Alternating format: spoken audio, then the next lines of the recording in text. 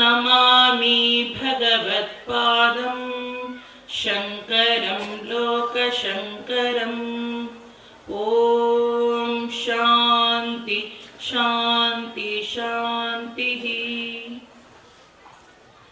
ಪ್ರಾತಸ್ಮರಣೀಯ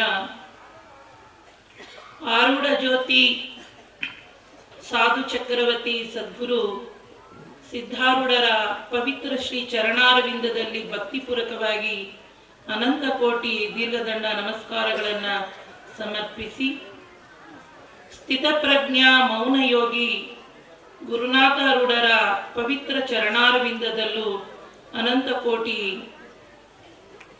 ಭಕ್ತಿಪೂರ್ವಕವಾಗಿ ಅನಂತ ನಮಸ್ಕಾರಗಳನ್ನು ಸಮರ್ಪಿಸಿ, ಪವಿತ್ರವಾದಂಥ ಕಾರ್ಯಕ್ರಮ ಶ್ರೀ ಸಿದ್ಧಾರೂಢ ಅಜ್ಜನವರಾದಂಥ ಜೀವನ್ಮುಕ್ತರಾದಂಥ ಯೋಗಿಗಳ ನೂತನ ಭವ್ಯ ಮಹಾರಥೋತ್ಸವ ಹಾಗೂ ಪವಿತ್ರವಾದಂಥ ಶತಮಾನ ಸಂಭ್ರಮದ ಆಚರಣೆಯನ್ನ ಮತ್ತು ಷಷ್ಠಾಬ್ದಿ ಮಹೋತ್ಸವನ್ನ ಶಂಕರಾನಂದ ಪರಮಹಂಸ ಸ್ವಾಮೀಜಿಯವರ ಈ ಆಶ್ರಮದ ಪರಮ ಪೂಜ್ಯರು, ಶ್ರೋತ್ರಿಯ ಬ್ರಹ್ಮನಿಷ್ಠರು, ಸರಳ ಮತ್ತು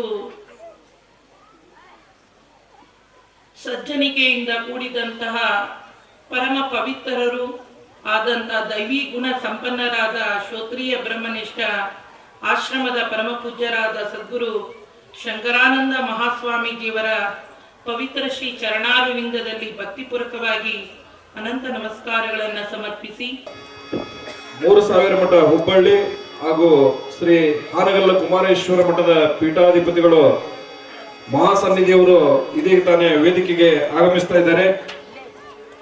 ಪರಮ ಪೂಜ್ಯರು ದಿವ್ಯ ಸಾನ್ನಿಧ್ಯವನ್ನು ವಹಿಸಿಕೊಳ್ಳಲಿದ್ದಾರೆ.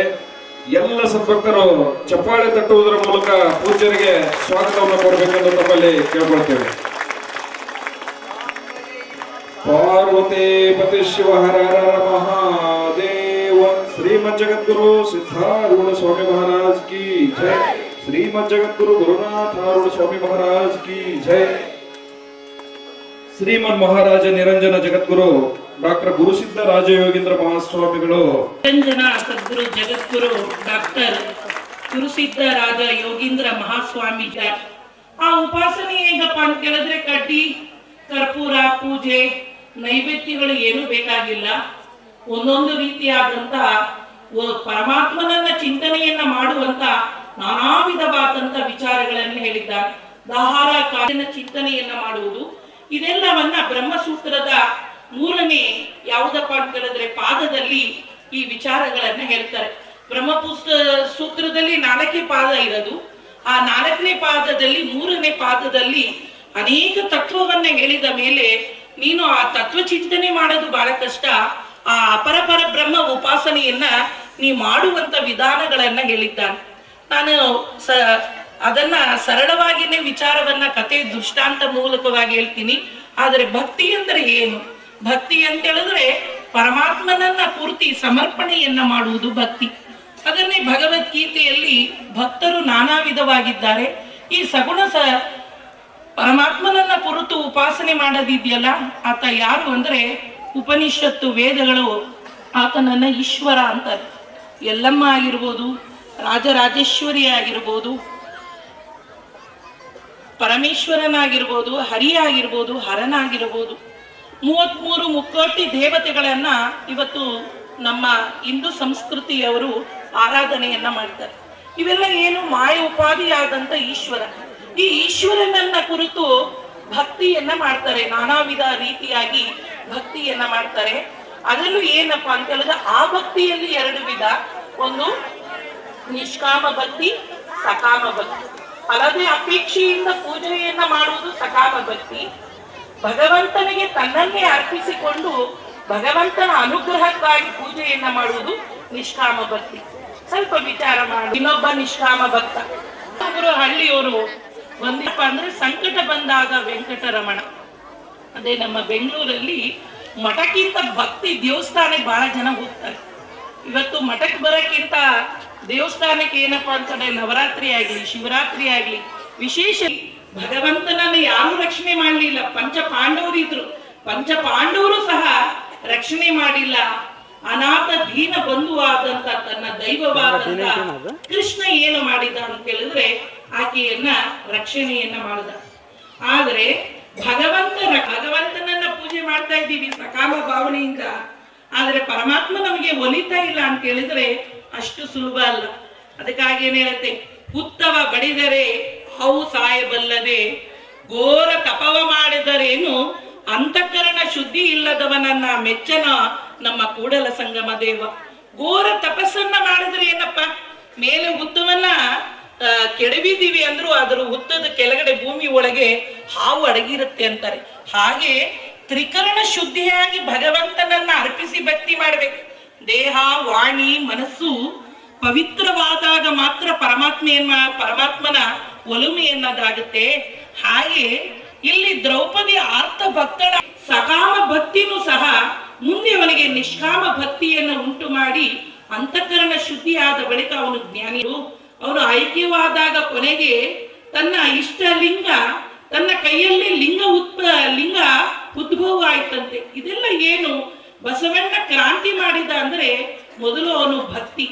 ಅವನೇನುತ್ತಾನೆ, ಜಗತ್ತಿನಲ್ಲಿ ನಾನೊಬ್ಬನೇ ಭಕ್ತ, ಉಳಿದೆಲ್ಲರೂ ಜಂಗಮ ಅಂತ ಹೇಳಿದ್ರು. ಇಂತಹ ಪರಿಪೂರ್ಣವಾದಂತ ಭಕ್ತಿಯನ್ನ ಮಾಡ್ಬೇಕು. ಯಾಕಂದ್ರೆ ಇವತ್ತು ಬಸವಣ್ಣ ಏನು ಮಾಡಿದ, ಮನೆಯಲ್ಲಿ ಅವರ ವಚನದಲ್ಲಿ ಶಕ್ತಿ ಯಾಕಾಗಿ ಇದೆ ಅಂತ ಹೇಳಿದ್ರೆ ಅವರು ಮಾಡಿದಂತ ನಿಷ್ಕಾಮವಾದ ಸೇವೆ, ನಿಷ್ಕಾಮವಾದ ಭಕ್ತಿಯ ಫಲ ಇವತ್ತು ಜಗತ್ತೇ ಇರುವ ಪರ್ಯಂತರವಾಗಿ ಅವರ ವಚನ ನಮಗೆ ಆದರ್ಶನವನ್ನ ಉಂಟು ಮಾಡುತ್ತೆ. ಹೀಗೆ ಆಪ್ತ ಭಕ್ತ ಯಾರಪ್ಪ ಅಂತ ಹೇಳಿದ್ರೆ, ಸಂಕಟ ಬಂದಾಗ ವೆಂಕಟರಮಣ ಅಂತೇಳಿ ಭಗವಂತನನ್ನ ಕುರಿತು ಯಾವಾಗ ಕಷ್ಟ ಕಾರ್ಪಣ್ಯ ಬಂದ್ರು ಪರಮಾತ್ಮನನ್ನ ಸ್ಮರಣೆ ಮಾಡಿದಾಗ ಪರಮಾತ್ಮ ಕೊಟ್ಬಿಡ್ತಾನಂತೆ. ಯಾಕಂದ್ರೆ ಬಹಳ ಕರುಣಾಮಯಿ. ಒಮ್ಮೆ ಏನಪ್ಪಾ ಅಂತ ಹೇಳಿದ್ರೆ ಗಂಡನನ್ನು ಒಲಿಸೋದು ಬಹಳ ಕಷ್ಟ. ಆದ್ರೆ ಒಮ್ಮೆ ಅವನು ಮುನುದ ಅಂತ ಹೇಳಿದ್ರೆ ತನ್ನ ಹೆಂಡತಿಯನ್ನ ತ್ಯಾಗ ಮಾಡಬಹುದು, ಮಕ್ಕಳನ್ನ ತ್ಯಾಗ ಮಾಡಬಹುದು. ತಾಯಿ ಇಲ್ಲ ಮಕ್ಕಳೇ ತಂದೆ ತಾಯಿಯನ್ನ ತ್ಯಾಗ ಮಾಡಬಹುದು. ಆದರೆ ಗುರುಮಾತೆ ತನ್ನ ಶಿಷ್ಯನನ್ನ ಎಂದು ತ್ಯಾಗ ಮಾಡಲ್ಲ. ಗುರುವಿಗಿಂತ ದೊಡ್ಡ ವಸ್ತು ಜಗತ್ತಿನಲ್ಲಿ ಯಾವುದೂ ಇಲ್ಲ. ಹಾಗೆ ಪರಮಾತ್ಮ ಯಾರಪ್ಪ ಅಂದ್ರೆ ಗುರುರೂಪದಿಂದ ಬರ್ತಾನೆ. ಈಶ್ವರ ಅನುಗ್ರಹ ಪುಂಸಾಂ ಅದ್ವೈತ ವಾಸನ.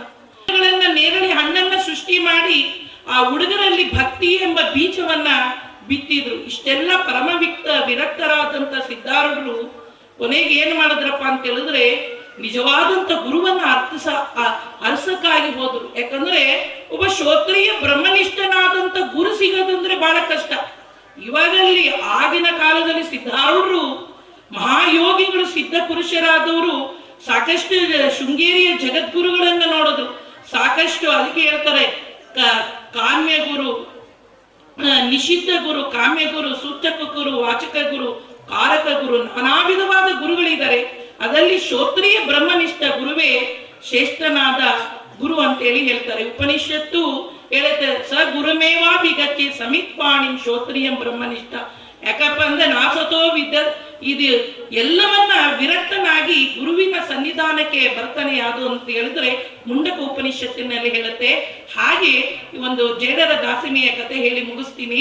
ಅವ್ರು ಏನಪ್ಪಾ ಅಂದ್ರೆ ಬಸವಣ್ಣ ಹುಟ್ಟಕ್ಕಿಂತ ಮುಂಚೆ 11ನೇ ಶತಮಾನದಲ್ಲಿ ಇದ್ದವನು ಯಾರಪ್ಪ ಅಂದ್ರೆ ಜೇಡರ ಕುಳ್ಯದಲ್ಲಿ ಹುಟ್ಟಿದಂತ ಜೇಡರ ದಾಸಿಮಯ್ಯ. ಅವನು ಹೇಗಿದ್ದ ಅಂತ ಹೇಳಿದ್ರೆ ಈ ಊರಿಗೆ ಒಂದೇ ಒಂದು ರಾಮನಾಥ ಒಂದು ದೇವಸ್ಥಾನ ಇತ್ತು. ಎಲ್ಲಾರು ಆ ಕೆಳದರ್ಜೆಯಲ್ಲಿ ಹುಟ್ಟಿರೋದ್ರಿಂದ ಯಾರು ಆ ದೇವಸ್ಥಾನಕ್ಕೆ ಹೋಗಕ್ಕೆ ಬಿಡ್ತಾ ಇರ್ಲಿಲ್ಲ. ಆದ್ರೂ ತಂದೆ ತಾಯಿಗಳು ಶರಣರ ಸೇವೆಯನ್ನ ಮಾಡ್ತಾ ಇದ್ರು. ಆ ಸದ್ಭಕ್ತಿ ಯಾರಪ್ಪ ಅಂತ ಹೇಳಿದ್ರೆ ದಾಸಿಮಯ್ಯನಲ್ಲಿ ಇತ್ತು. ಇವನಿಗೆ ಬಂದಂತ ಶರಣರಿಗೆ ನದಿ ತೀರದಲ್ಲಿ ಇರ್ಲಿ ಯಾರೇ ಏನಿತ್ತು ತನ್ನ ಮನೆಯಲ್ಲಿ ಏನಿತ್ತು ಅದನ್ನ ತಾನು ಮನೆಯಲ್ಲಿ ಮಾಡಿದಂತ ತಾಯಿ ಮಾಡಿದಂತ ಅಡಿಗೆ ಪ್ರಸಾದವನ್ನ ಶರಣರಿಗೆ ನೀಡ್ತಾ ಇದ್ದ. ಮಠಕ್ಕೆ ಹೋಗಿ ಎಲ್ಲ ಸೇವೆಯನ್ನ ಮಾಡ್ತಾ ಇದ್ದ. ಸಂತರ ಒಂದು ಪ್ರಭಾವ ಅವನಿಗೆ ಬಿದ್ದಿತ್ತು. ಸುಮಾರು 8 ವರ್ಷದ ಬಾಲಕ ಅವನು. ಅವಾಗ ರಾಮನಾಥನ ಮಂದಿರದಲ್ಲಿ ಹೋಗಿ ಕೇಳ್ತಾನೆ, ಪರಮಾತ್ಮ ಎಲ್ಲರಿಗೆ ದರ್ಶನ ಕೊಡ್ತೀಯ, ನಾನು ದೇವಾಲಯಕ್ಕೆ ಹೋಗಿ ಭಗವಂತನನ್ನ ನೋಡುವಂತ ನನಗೆ ನಿನ್ನ ದರ್ಶನ ಮಾಡುವಂತ ಭಾಗ್ಯ ಇಲ್ಲ ಅಂತೇಳಿ ಆರ್ತ ಧ್ವನಿಯಿಂದ ತನ್ನನ್ನ ಸಮರ್ಪಣೆ ಮಾಡಿ ಕೇಳಿದಾಗ ಏನಪ್ಪಾ ಅಂತ ಹೇಳಿದ್ರೆ ಆ ಬ್ರಾಹ್ಮಣ ಏನ್ ಮಾಡದ, ಪೂಜೆಯನ್ನ ಮಾಡಿ ಬೀಗದ ಕೈಯನ್ನ ಹಾಕಿ ಹೋಗಿದ್ದ.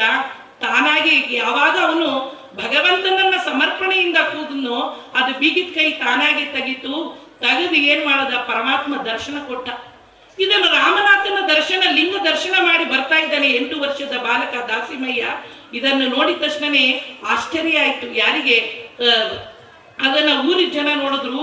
ಅಲ್ಲ, ಕೆಳ ದರ್ಜೆ ಹೋದವರು ಅಪವಿತ್ರವನ್ನ ಮಾಡಿಬಿಟ್ಟು ದೇವಾಲಯದ ಬೀಗೆ ಕೈಯನ್ನ ಒಡೆದಿ ಹೋಗಿದ್ದಾನೆ ಅಂತೇಳಿ ಇವನ್ ಶಿಕ್ಷೆ ಕೊಡ್ಬೇಕಂತೇಳಿ ಊರು ಜನ ಎಲ್ಲ ದಳವಾಯಿ ಅನೇಕ ಜನ ತಗೊಂಡು ಇದನ್ನ ಶಿಕ್ಷೆಗಾಗಿ ಕೊಡ್ಬೇಕಂತ ನಿರ್ಧಾರ ಮಾಡಿದಾಗ ಅವಾಗ ಹೇಳ್ತಾನೆ ಮುಖಂಡ, ನಿಜವಾಗ್ಲೂ ನೀನು ತಾನಾಗಿ ಬೀಗಿದ ಕೈ ತೆಗ್ದಿದ್ರೆ ಮಾರನೇ ದಿವಸ ನೀ ಬೇಡು, ಆ ಭಗವಂತ ಏನಪ್ಪಾ ಅಂತ ಹೇಳಿದ್ರೆ ನಿನಗೆ ಕೃಪೆ ಮಾಡಿದ್ರೆ ಬೀಗಿದ ಕೈ ತಾನಾಗಿ ತೆರಿಬೇಕು ಅಂತಾರೆ. ಎಲ್ಲ ಬೀಗಿದ ಕೈಯನ್ನ ಹಾಕಿ ಇಡೀ ಊರು ಜನ ಭಕ್ತಾದಿಗಳು ನಿಂತಿರ್ತಾರೆ. ಆವಾಗ ಕೇಳಿದ ಕೂಡಲೇ ತಾನಾಗಿ ಬೀಗ ತೆಗೀತು ಅಂತ ಹೇಳ್ತಾರೆ. ಇದು ಕಾರಣ ಏನು ಅಂತ ಹೇಳಿದ್ರೆ ಕಶ್ಯ ಸಿದ್ಧನ್. ಇವತ್ತು ಬ್ರಹ್ಮಜ್ಞಾನದ ಶಕ್ತಿ ಯಾವುದು ಅಂದ್ರೆ ಸಿದ್ಧಾರೂಢರು. ಎಲ್ಲಾ ಕಡೆನೂ ಏನಪ್ಪಾ ಅಂದ್ರೆ ಅವರು ಎಂಥ ಸ್ಥಿತಿ ಅಂದ್ರೆ ನುಣ್ಣಾದ ಮಣ್ಣನ್ನ ನೀರಿನಲ್ಲಿ ಕರೆಸಿ ತಿಂದಿದ್ದಾರೆ. ತಾವು ಗುರು ಹೇಳಿದಂತ ಬ್ರಹ್ಮ ಸತ್ಯವನ್ನ ಯಾವಾಗ್ಲೂ ನೋಡಿ, ಅವ್ರು ಯಾವ ಮಠನೂ ಮಾಡಿಲ್ಲ, ಯಾವುದನ್ನು ಏನು ಸಂಸ್ಥೆ ಮಾಡಿಲ್ಲ. ಪರಮ ವಿರಕ್ತರಾಗಿ ಬಂದಂತ ಪಾಮರ, ವಿಷಿ, ಜಿಜ್ಞಾಸು, ಜ್ಞಾನಿಯನ್ನ ಉದ್ಧಾರ ಮಾಡಿದಂತ ಸಂತ ಯಾರು ಅಂದ್ರೆ ಅವರು ಸಿದ್ಧಾರೂಢರು, ರಮಣ ಮಹರ್ಷಿ, ನಾಗಲಿಂಗ ಅವಧೂತರು, ನಿಜಗುಣ ಶಿವಯೋಗಿಗಳು. ಅಂತಹ ಜ್ಞಾನ ಶಕ್ತಿಯನ್ನ ನೀ ಪಡಿ ಅಂತೇಳಿ ಈ ಭಕ್ತಿಯ ವಿಷಯವನ್ನ ಸ್ವಾಮೀಜಿಯವರು ಪರಮ ಪೂಜ್ಯರಾದ ಶಂಕರಾನಂದರು, ನಮ್ಮ ಹಾರಗೊಪ್ಪದ ಶ್ರೀಧರಣ್ಣ ಬಂದಿದ್ದಾರೆ. ಯಾಕಂದ್ರೆ ಅವ್ರು ಮೊದಲೇ ಹೇಳಿದ್ರು ಟೈಮಿಂಗು. ಯಾಕಂದ್ರೆ ಅವರು ಸಹ ನಮ್ಮ ಹಾರಗೊಪ್ಪ ಬಹಳ ಪವಿತ್ರವಾದಂತ ಕ್ಷೇತ್ರ. ಹೊನ್ನಮ್ಮ ದೇವಿ ಅಲ್ಲಿ ಬಂದು ನೆಲೆಸಿದ್ದಾಳೆ. ಅಲ್ಲಿ ನಮ್ಮ ಶಂಕರಾನಂದ ಸ್ವಾಮೀಜಿಯವರು ದೇವಿ ಪುರಾಣಕ್ಕೆ ಬಂದು ದೇವಿಯ ಒಂದು ಪುರಾಣವನ್ನ ಪ್ರವಚನವನ್ನ ಮಾಡಿದ್ರು. ನಮ್ದು ಒಂದು ಪುಟ್ಟಾಶ್ರಮ ನೆಲಮಂಗಲದಲ್ಲಿ ಸಿದ್ಧಾರೂಢ ಮಠವನ್ನ ಮಾಡಿದ್ದೀವಿ. ಶಾಂಡಿಲಾಶ್ರಮ ಅಪ್ಪೋರ ಶಿಷ್ಯರು ನಾವು. ಅಲ್ಲಿ ಓತ್ನಲ್ಲಿ ಶಂಕರಾನಂದ ಸ್ವಾಮೀಜಿಯವರು ಬಂದಿದ್ರು. ಯಾಕಂದ್ರೆ ಅವರಲ್ಲಿ ಎಂತ ಮನೋಭಾವ ಅಂದ್ರೆ ಇದು ಚಿಕ್ಕ ಮಠ, ಇದು ಚಿಕ್ಕಹಳ್ಳಿ. ಒಬ್ಬ ಸಂತ ಯಾರು ಅಂದ್ರೆ ಇಂಚಲದ ಪರಮ ಪೂಜ್ಯರು. ಮೊನ್ನೆ ಇಂಚಲಕ್ಕೆ ಹೋಗಿದ್ರು. ಒಂದು ಗುಡಿಸ್ಲು ಕರೆದ್ರು. ಗುಡಿಸ್ಲಲ್ಲಿ ಹೋಗಿ ಭಕ್ತರಿಗೆ ದರ್ಶನವನ್ನ ಕೊಟ್ಟು ಪ್ರಸಾದವನ್ನ ಸ್ವೀಕಾರ ಮಾಡ್ತಾರೆ. ಬಾಲಗಂಗಾಧರನ್ನ ಸ್ವಾಮೀಜಿಯವರನ್ನ ನೆನೆಸ್ತೀವಿ ಎಷ್ಟೋ ಸಂಸ್ಥೆಗಳು. ಒಬ್ಬ ದೊಡ್ಡ ಸಂತ ಚಿಕ್ಕ ಮಠದ ಒಬ್ಬ ಸ್ವಾಮಿಯನ್ನ ಒಂದು ದೊಡ್ಡ ಎತ್ತರದಲ್ಲಿ ಬೆಳೆಸುವಂತ ಒಂದು ಮನೋಭಾವನೆ ಯಾವ ಸಂತನಲ್ಲಿ ಇರುತ್ತೆ. ಭಕ್ತನನ್ನ ಅಪ್ಪಿಕೊಂಡು ಬಡವರು, ಶ್ರೀಮಂತರು, ಇವನು ಪಾಪಿ ಪುಣ್ಯಾತ್ಮ ಎಂಬ ಭಾವನೆ ಇಲ್ಲದೆ ಅವನನ್ನ ಸರ್ವಭಾವದಿಂದ ಎಷ್ಟು ಸರ್ವಾಣಿಭೂತಾನಿ ಆತ್ಮನ್ನೇವಾನು ಪಶ್ಯತಿ, ಚರಾಚರ ಪ್ರಾಣಿಯಲ್ಲಿ ಜಡವಸ್ತುವಿನಲ್ಲಿ ಚೈತನ್ಯ ರೂಪವಾದ ಸಾಮಾನ್ಯ ಚೈತನ್ಯ, ವಿಶೇಷ ಚೈತನ್ಯ ರೂಪವಾದಂತ ಪರಮಾತ್ಮನನ್ನ ಕಾಣುವಂತ ಶಕ್ತಿ ಯಾರಿಗಿದೆ ಅವನೇ ಸಂತ. ಅಂತ ಸಂತರು ಯಾರು ಅಂದ್ರೆ ಪರಮ ಪೂಜ್ಯರಾದ ಶಂಕರಾನಂದ ಮಹಾಸ್ವಾಮೀಜಿಯವರು. ನೀವೆಲ್ಲ ಬಹಳ ಪುಣ್ಯ ಮಾಡಿದ್ದಾರೆ ನೋಡಿ. ಎಷ್ಟು ಭಕ್ತಿ, ಇಷ್ಟು ಜನ ಸೇರಿದ್ದೀರಾ ಅಂದ್ರೆ ನಿಮ್ಮ ಸುತ್ತಮುತ್ತ ಗ್ರಾಮ ಅನ್ನೋದು ಎಷ್ಟು ಪವಿತ್ರ. ತಮ್ಮೆಲ್ಲರ ಒಂದು ಕಾಣುವಂತ ಭಾಗ್ಯವನ್ನ ಸಿದ್ಧಾರೂಢರು ಕಣಿಸಿದ್ದಾರೆ. ಹಾಗೂ ನಮ್ಮ ಹಾರಗೊಪ್ಪದ ಅವರು ತುಂಬಾ ಜ್ಞಾನಿನೂ ಹೌದು, ಭಕ್ತರು ಹೌದು. ಶ್ರೀಧರಣ್ಣನವರಿಗೂ ಅನಂತ ನಮಸ್ಕಾರಗಳನ್ನು ಹೇಳಿ ಸುತ್ತಮುತ್ತದಿಂದ ಆಗಮಿಸಿದಂತ ಮಾತೆಯವರಿಗೂ ಶರಣರಿಗೂ ಎಲ್ಲರಿಗೂ ಸಹ ಅನಂತ ನಮಸ್ಕಾರಗಳು. ಶರಣು ಶರಣ.